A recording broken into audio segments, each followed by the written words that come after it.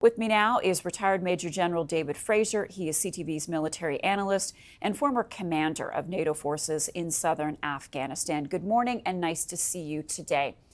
So we are expecting to hear from Antony Blinken. We don't know if he will be alongside Benjamin Netanyahu. Nonetheless, there are going to be lots of questions directed at Blinken as to what happens post-war with Israel and Hamas. What are you listening for today as Blinken addresses the world? Well, Marcia, a couple of things. First of all, where is Israel in their current war with Hamas? We don't know what the timeline is or what the conditions are, and it would be nice to know what's happening there. So I'll be listening to the Secretary of State if he could illuminate to the rest of the world where Israel is. They seem to be in a transition from the northern part of Gaza and operations there to more special forces, more precise, was exactly what the world wants. But where are they in the south? The second thing is what's happening with Hezbollah, and Israel is taking the fight to other countries where Hezbollah and Hamas leaders are. And finally, to the question is what happens next? We've got the Secretary of Defense in Israel who has stated what that could look like, but there's not unanimity amongst the cabinet. So those three things are going to be what I'm looking for from what the Secretary of State is doing with his visit in the region. Let's talk a little bit more about Israel going into Lebanon, taking out Hezbollah leaders.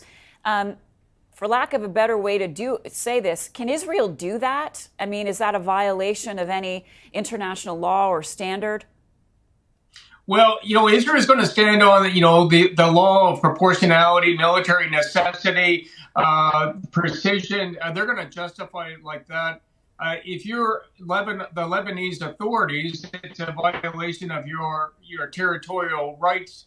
But, at the same time, this has been going on for decades. So this is what, Israel is doing. But the big thing is Israel is going after the leaders who are trying to hide in other countries. And they don't seem to be, that worried about what the other countries may think.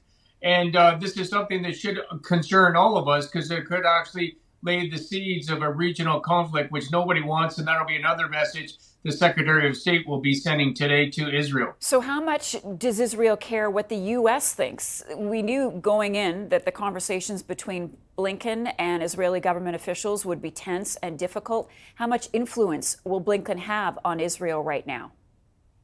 Well, Blinken does have influence over Israel, but Israel is playing it fairly loose right now because some of their attacks inside of Lebanon, they didn't inform the United States before the fact. They informed them during the actual incident.